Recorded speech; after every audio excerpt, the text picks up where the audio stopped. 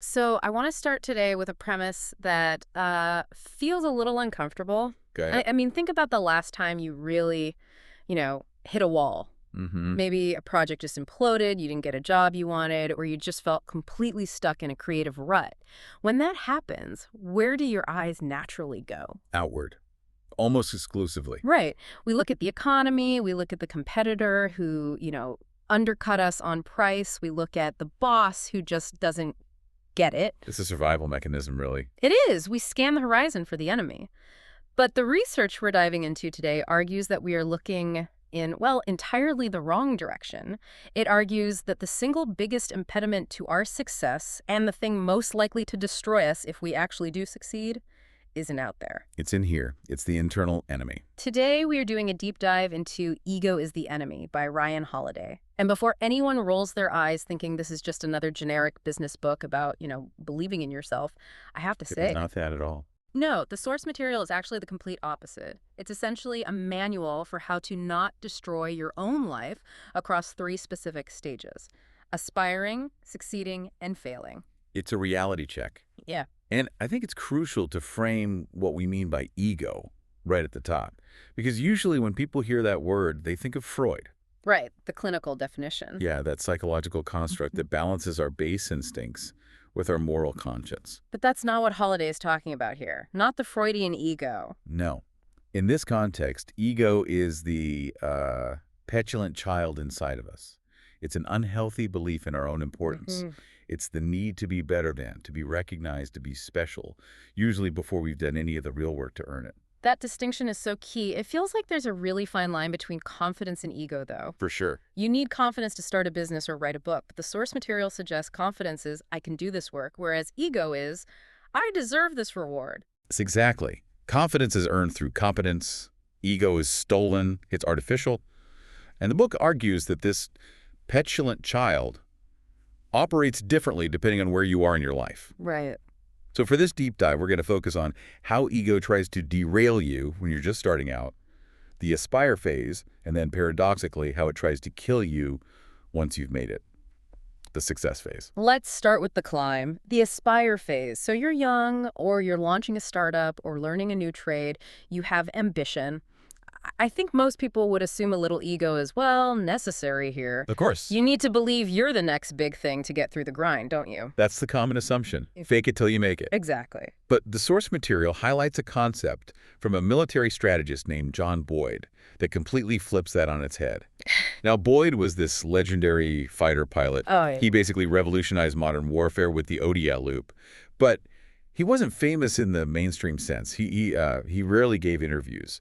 But he had this fork-in-the-road speech he would give to his young officers. I found this part so profound. He breaks it down into this binary choice that really defines a career. He tells them, one day you will come to a fork in the road. You can choose to be, or you can choose to do.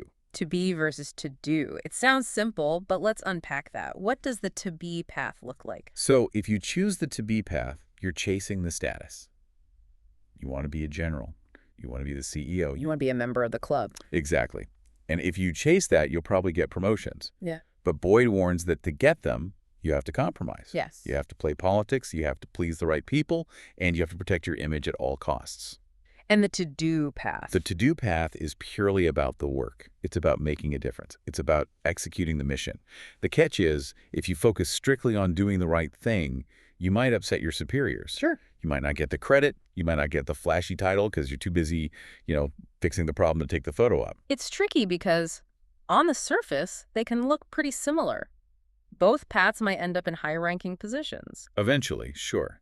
But the motivation is completely different. Right. Ego is obsessed with the to-be. It craves the recognition. It wants the photo on the magazine cover. But Holiday argues that true, lasting accomplishment only comes from the to-do path. The irony is, if you focus on doing, you often end up being something great anyway. But if you focus on being, you just end up hollow. You do. It reminds me of people who say they want to be writers, They want the cocktail parties, the book signings, the cool jacket photo. They don't actually want to sit alone in a room and wrestle with a blank page for 2 years. They want the noun, not the verb. That's the trap. And that leads directly to the next huge danger in the aspire phase, which is just talk. Oh, this hit a little close to home for me. We live in a culture that demands we broadcast everything. Just announced my new project, working on something big. We talk a lot. We do. The source material argues this isn't just annoying, it's actually destructive to our goals. It is. And biologically, that's a problem.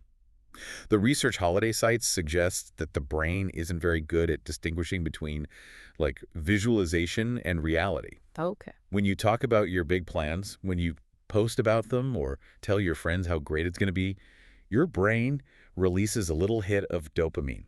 It feels like you've already achieved it. So you get the reward sensation without doing the work.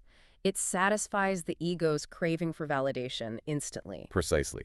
You dissipate the energy. You're letting the steam out of the engine before the train even moves. There's a brutal example in the notes about Upton Sinclair. The author of The Jungle? The very same. In the 1930s, he ran for governor of California. It was a massive, bold campaign. He had a real shot at winning. But before the election, he did something incredibly ego-driven. What'd he do? He published a book titled I, Governor of California.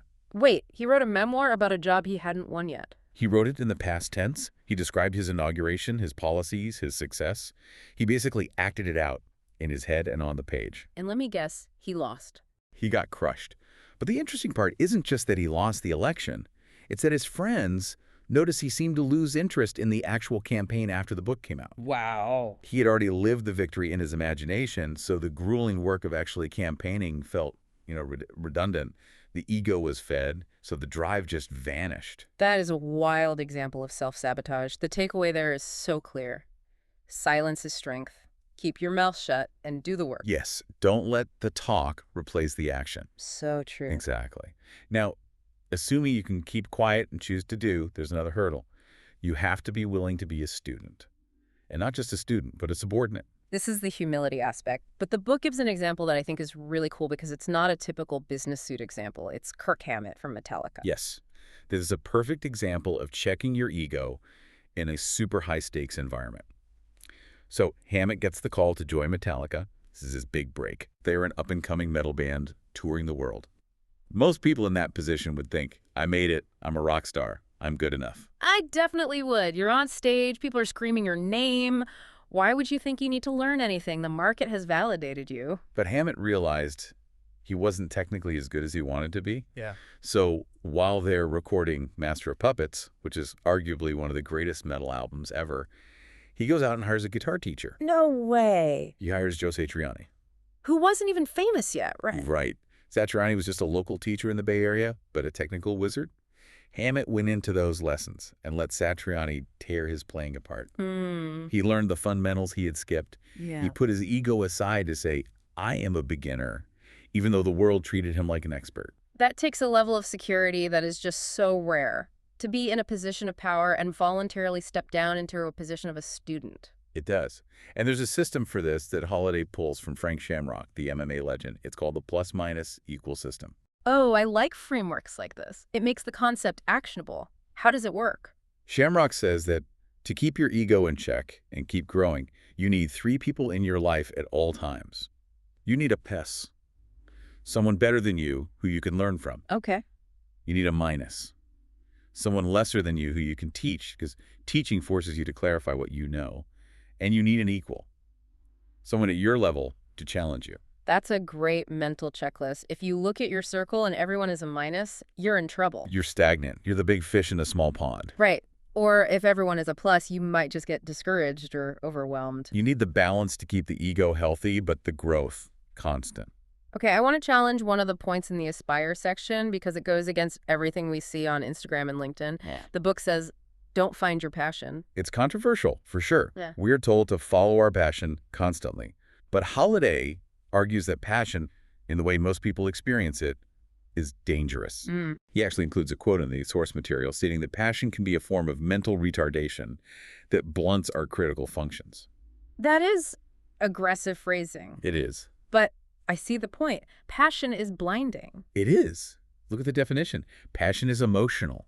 It's frantic. It's flailing arms and grand proclamations. Yeah, it's often self-indulgent. It's about what I love and what I want to feel. Yeah. Holiday suggests we replace passion with purpose.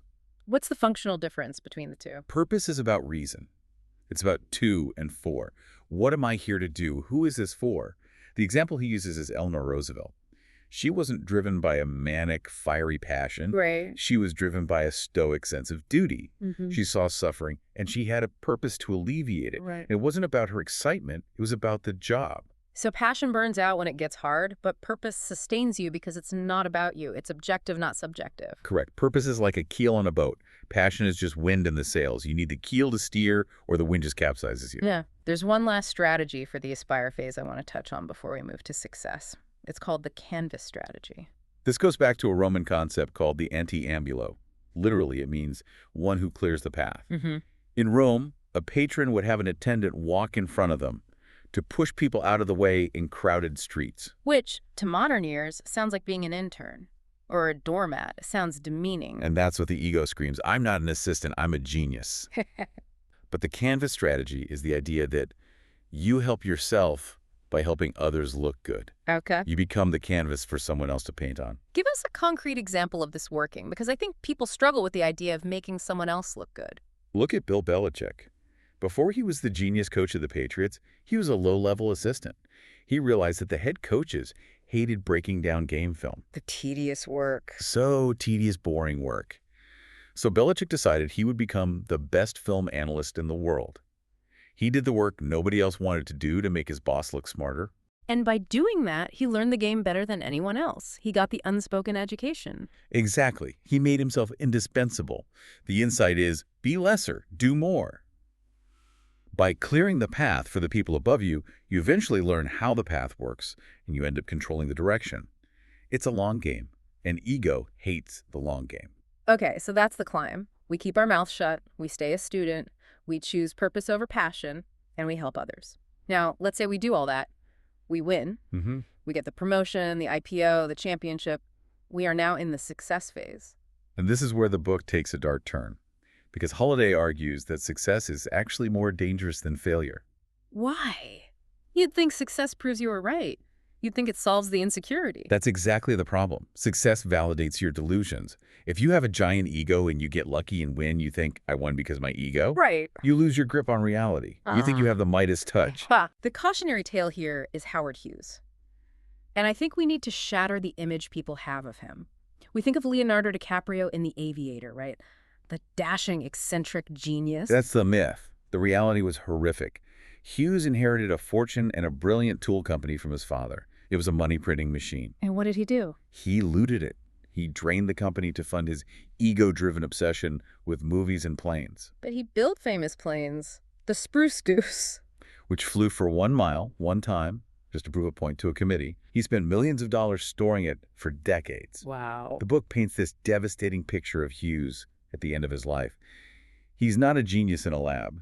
He's naked, sitting in a white chair, unwashed, with long fingernails, surrounded by tissue boxes, paralyzed by paranoia. It's a tragic image. It really drives home the cost of unchecked ego. He was working furiously with one hand to build an empire and working equally hard with the other hand to undermine it. His ego created a bubble where no one could tell him no. Right. He was insulated from reality until he rotted in it. So how do we avoid becoming Howard Hughes? If success naturally insulates us, what's the antidote? The antidote is the standard of performance. This comes from Bill Walsh, the coach who took the San Francisco 49ers from the worst team in the league to a dynasty. And his approach was weird, right? He didn't focus on winning. He never set winning the Super Bowl as the goal. He knew that if you focus on the prize, the ego takes over. You start thinking about the parade. Instead, Walsh focused on the standard of performance. The tiny detail. The tiniest. He demanded that shirts be tucked in. He demanded that linemen couldn't sit down during practice. He scripted plays down to the inch. Wow. His philosophy was that if you execute the details perfectly, if you adhere to the standard, the score takes care of itself. It's removing the ego from the outcome and placing it entirely on the execution. It's treating the Super Bowl the same as a Tuesday practice. Yes. And notice what happened when the 49ers started to believe their own hype. After they won their first Super Bowl, the ego crept back in. They started losing. Pat Riley, the basketball coach, calls this the disease of me. The disease of me. I've heard this term. It captures that shift so perfectly. What are the symptoms? It happens to teams that win. Suddenly, the players stop asking, what can we do to win? and start asking, why am I not getting more minutes? Where's my endorsement deal? Why is he getting the credit? It turns from us to me. The shared mission just dissolves into individual agendas. And it destroys dynasties. The counterexample here, the man immune to the disease of me, is General George Marshall. Right. He was the architect of the Allied victory in WWII. A massive figure in history. Huge. But he did something fascinating. He refused to keep a diary during the war. Why? Most leaders want to write their memoirs. They want to set the record straight for history. He was afraid that if he kept a diary, he would start performing for history. He would make decisions based on how they would look on paper 50 years later, rather than what was needed to win the war that day. Wow. He wanted to strip away the ego of legacy. That is incredible self-discipline. It's preventing the ego from even entering the room. It gets better. When it came time for the D-Day invasion, the biggest military operation in history, everyone knew the commander of that operation would be a hero forever. President Roosevelt told Marshall, the job is yours if you want it. And he turned it down. He told the president, the decision is yours, my wishes have nothing to do with it. He knew he was more valuable staying in Washington to manage the politics and logistics, so he let Eisenhower take the glory. He gave away the history book moment because it was the right strategic move. That is the definition of putting the mission above the ego. And that links to another key for the success phase. You have to stay a student. We talked about this in Aspire, but it's even harder in success. Because when you're successful, you think you know everything. You think, I won, therefore I know. Right. The book uses Genghis Khan as the model here. We think of him as a barbarian brute, but he was actually a perpetual student. Interesting. His empire expanded because he wasn't arrogant about his culture. How so? Whenever he conquered a new land, he didn't just burn it. He appropriated their technology. He took siege warfare from the Chinese. He took writing systems from other tribes. He looked at every culture and asked, what do they do better than us? He didn't let pride stop him from upgrading his arsenal. He didn't have that not invented here syndrome. Yeah, exactly. The book has this great line. As the island of knowledge grows, so does the shore of ignorance. The more you know, the more you should realize you don't know. If you stop learning because you think you've won, you're dead. So we need the standard of performance, we need to fight the disease of me, and we need to keep learning. There's one final theme for the success phase. Sobriety. And not just from alcohol, though that helps. We mean sobriety from the intoxication of power. Who is the model for this? Angela Merkel, the former German chancellor. She's not exactly known for her charisma or flashiness. She's sort of the opposite of the strongman leader. And that is her superpower. She is plain, she is modest, she is a scientist by training. There's a story about her as a child on a diving board during a swimming lesson. Okay.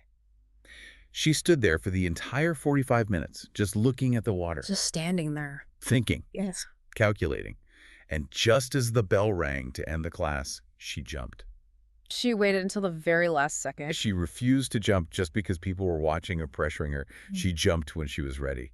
As a leader, she isn't driven by the need to be the center of attention. She's driven by the result. She's sober in a world of intoxicated egos. Exactly. It brings up this idea of perspective. The book talks about John Muir, the naturalist, and the oceanic feeling. Yes. Muir would go out into the wild in Alaska or the Sierras and stand next to a giant glacier or look up at the stars. He sought out that feeling of immensity. Because when you stand next to a mountain that has been there for a million years, it is very hard to think your promotion or your bank account matters. The reality check. You are small. You are insignificant. And that is actually a relief. It takes the pressure off. To save ourselves from the internal enemy, we have to get out of our own heads. So let's bring this all together. We have the aspire phase, where the enemy is the desire to be rather than to do, and the tendency to talk rather than work. And where the solution is the Canvas strategy and the humility of a student. And then we have the success phase, where the enemy is entitlement, the disease of me, and the delusion that we are the center of the universe. And the solution there is a standard of performance and sobriety. It really does feel like we are constantly writing our own verdict. The book ends with a really powerful, almost absurd image that I want to leave people with. It's about Xerxes, the Persian king. The ultimate cautionary tale. Xerxes was invading Greece, and he had his engineers build these massive bridges across the Hellespont Strait. But a storm came up and destroyed them. And how did the great king react to the weather? He ordered his men to whip the ocean. He literally whipped the water. He ordered the sea to be given 300 lashes and branded with hot irons. He was shouting at the water for disobeying him. That is the ultimate absurdity of ego, screaming at reality because it didn't bend to your will. It's pathetic. Yeah. But we all have a little bit of Xerxes in us. When we get mad at traffic, when we get mad that the market didn't react how we wanted, when we blame the world for our problems. That's us whipping the ocean. Mm-hmm. So the choice is pretty clear. We can be Xerxes whipping the waves, or we can be Marshall doing the work in silence. We can be Howard Hughes, or we can be Angela Merkel. It comes back to Boyd's question. Every day, life calls roll. To be or to do, which way will you go? That's the question we leave you with. Thanks for diving deep with us. Keep learning.